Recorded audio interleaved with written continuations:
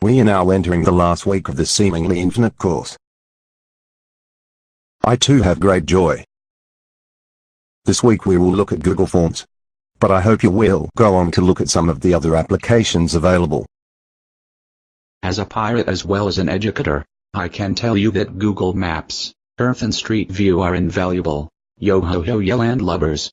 Also be sure to check the Chrome Web Store for even more apps, though you not have to use your personal Gmail account to use them.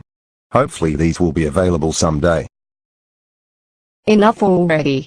Let's get to the lesson. You got to fill out a form first, and then you wait in the line. You got to fill out a form first, and then you wait in the line. Okay, a new kid in school got to follow the rules. In this first video, I'm just going to go through the basics of setting up a Google form and some of the features that you have available to you. So I'm going to go over to my Google Drive, and I'm going to go Create and Form. And here you go. I can choose a pre-made template if I'd like. I can create my own one here. I'll take this note paper template.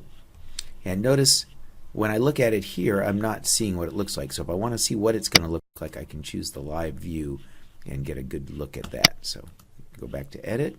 And now you've got some settings at the top you want to take care of.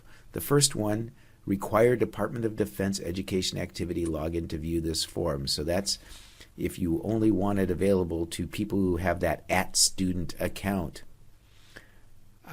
If you wanted to use this with your parents, let's say, you might want to not check that.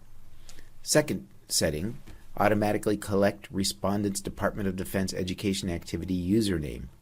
And that's a great thing to have. It identifies who's done the survey. Now, if you're trying to do an anonymous survey, obviously that might not be something you'd want to check. But if you're having your students take a quiz using a form, you certainly, this makes sure that you've got their name. So I'm going to go ahead and check that one. Show progress bar at the bottom of the page. That just sort of gives you a little, I'll show you here. There it says 100% done because there's not really any questions. I can give my form a name.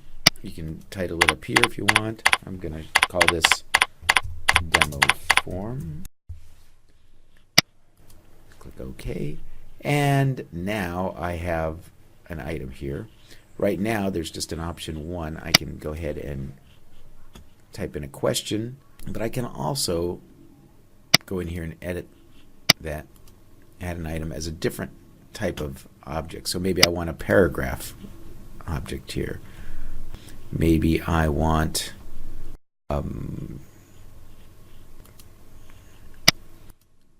I can do multiple choice, check boxes, choose from a list, a drop-down list. I could have a scale if I wanted, a grid. You can put a date, a time in.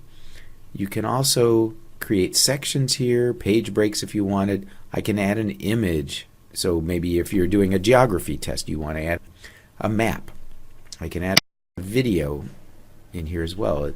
It would link to YouTube. Now be aware that if this is geared for students, they are blocked from YouTube, so that's not going to work for them. We're hoping to get that unblocked eventually, but right now you couldn't do that. So it'd be great in an English class if you wanted to show a scene from a play, that you had on YouTube. That would be a great thing.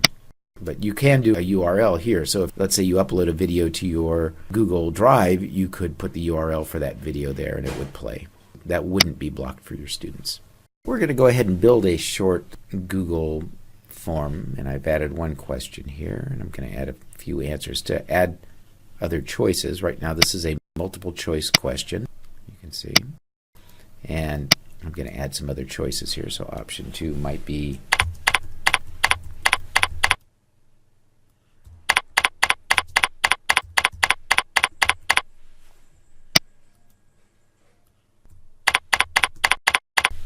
okay, so I've got 4 questions there, or 4 possible answers. When I'm done, I want to select this as a required question. I'm going to say done. One of the questions you might want to put in here, again, if you're doing it for a class, a quiz or something, is what block are you in, or what period do you have this class. That way it'll automatically be able to sort your students by what period. We'll just add a couple more questions here. So I'm going to add another item. And let's make this one a scale. And I've got it from 1 to 5. I could do from 1 to 10.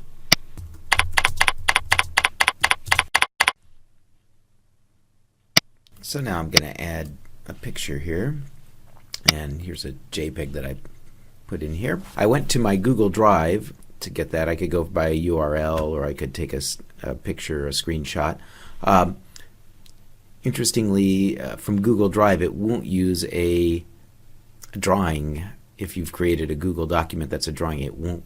It doesn't recognize it as a picture. So, anyways, I will select that, and it might take a minute to come in. I'm not seeing it yet. An error. Try this again. Add item. Map of my mind. Select. There it is. Okay, so sometimes you have to try things twice. And then I could have a question, let's say, that pertains to this.